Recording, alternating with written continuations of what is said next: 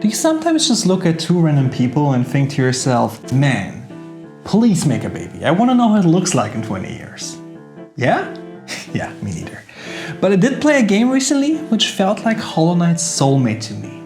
HaveANiceDeath is a 2D action roguelike where you play as an overworked dev whose employees have run rampant, completely throwing off the balance of souls and his vacation plans. In order to restore order, you'll have to grab your trusty scythe and show your employees who's boss. Well, that's what Steam says at least. To me, HaveANiceDeath feels like the 2D fighting parts in Nier Automata, but is one continuous game. A Devil May Cry with less buttons, but with combat that is just as tight. Just look at the way you squeeze through the air when you dodge. The cute and fast little shoo-shoo animations. Like look, I'm moving so much with just the basic attacks that I'm able to draw a square. And you have all that at the very start of the game without any upgrades whatsoever. Oh, no, this isn't all. This is just your beloved scythe. There's plenty of other weapons that you can get throughout your runs that spice up your attacks or at magic, and there's even long-range weapons. Sure, they're limited to single actions, but they do spice up every run.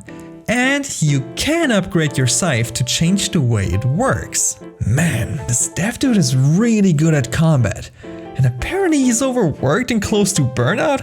Imagine him at his peak. So yeah, the combat is tight, great fun, and has lots of variety, and I'm recommending HaveANiceDeath for that single merit alone. There's just one teeny tiny thing that this game lacks horribly. Exploration. Look at the map. It really is just a narrow line you're walking on, with nothing but combat happening. Yeah, okay, there's these alcoves in stage 2, but come on, that's the bare minimum. Oh yeah, the third stage has these diverging paths, sure, but they just diverge. There's nothing to find here at all. And the devs acknowledge that, said that they want to revamp it, so I'm sure I'm not saying bullshit. It literally is just combat. And damn, they nailed it, and I really love it. It's just that I want a bit of variety, and that's kinda why I want This cute little boy. This cute little boy is really bad at fighting and moving around his map. No offense, but the knight starts off slow and clunky, attacks push him back, combat is kinda unengaging. No offense to the Mantis fight though, that stuff is on point. So you really need to invest some of your time until you can swoop around the place. But you know what he's really good at? Exploration. Hollowness is really big and interconnected. One place leads to another, and every time you think you've seen everything of its fantastic overworld, it just bam! It just unlocks another piece which leads back to where you've started. And there's something everywhere. Upgrades, equipment, collectibles. No matter where you look, there's something to find, because Hollow Knight is king at exploring and giving me a place to lose myself into.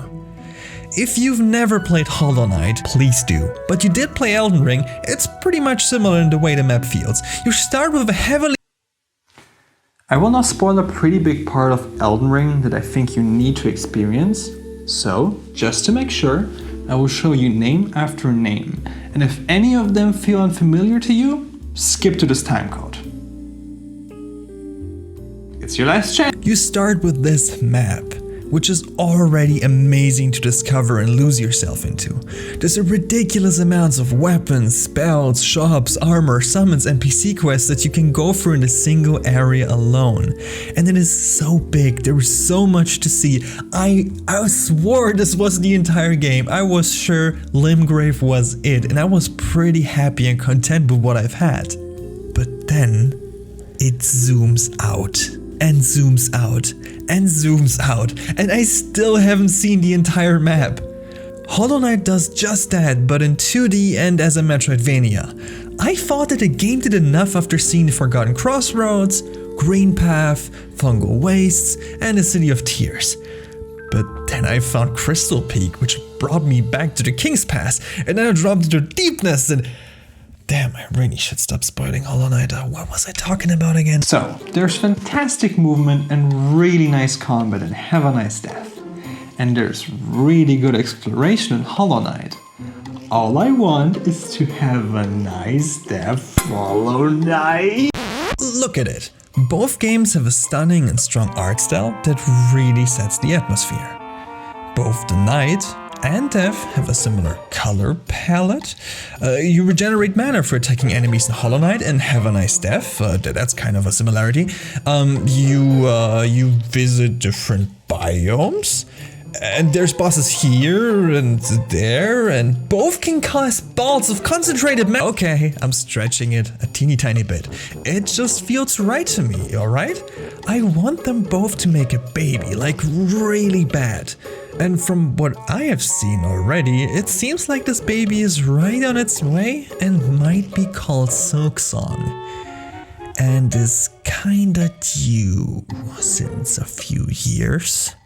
But until that child prodigy finally leaves its womb, I'd like you to try out HaveANiceDeath on Steam, and Hollow Knight for that matter. HaveANiceDeath is in early access. Yeah, sure, I usually don't recommend these games, but I feel like it's going to be well worth your money. It's just 15 euros after all. Oh, you're still not sold? Don't you worry, I left some killer arguments for the very end just for you. Okay, here it comes. There's a weapon in the game called the Shakespeare. It's a spear. Yeah, that's it. You can go now. Why are you still here? Get the fuck out of here! So, what are you waiting for? HaveANiceDeath and make that baby with Hollow Knight, goddammit. Still here? Great. Stay a while longer and support the channel. Each new patron prolongs my suffering as I play another hour of the games I hate the most, starting with Skyrim. Or, you know, subscribe right here to get more of the same hot stuff.